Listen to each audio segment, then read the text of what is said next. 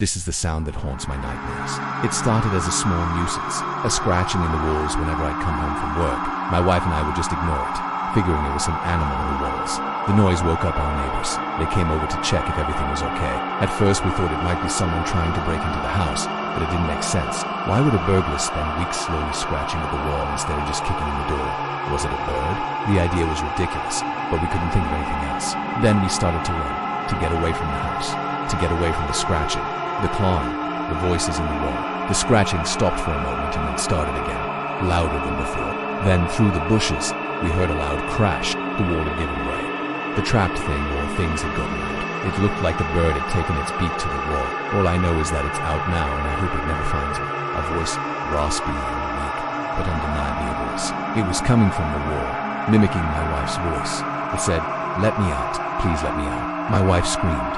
The voice stopped. Then it started again, only this time it was my voice. It was everyone we knew, all trapped inside the wall, all wanting to get out. But as we stared at it, we noticed something. The pebbles weren't arranged randomly. They formed words. "I have to leave, I have to get out. Please let me out."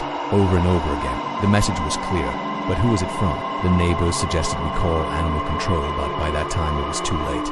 The noise continued throughout the night, but then the scratching started to take on a life of its own. It was getting louder, more frequent. Then one day we heard it while we were home. We found the source, a small hole in the drywall in our bedroom, and every night we'd hear the scratching, digging, clawing sounds coming from inside the wall. My wife and I would stay up talking, watching TV, and then we'd eventually fall asleep on the couch. Then one night we woke up in the middle of the night to what sounded like screams in the walls. Then as the days turned into weeks, the scratching became more rhythmic, more structured.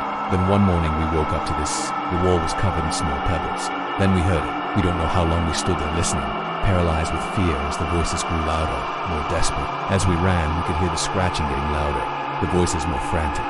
I don't know what was in that wall, what it wanted, why it scratched and clawed to get out.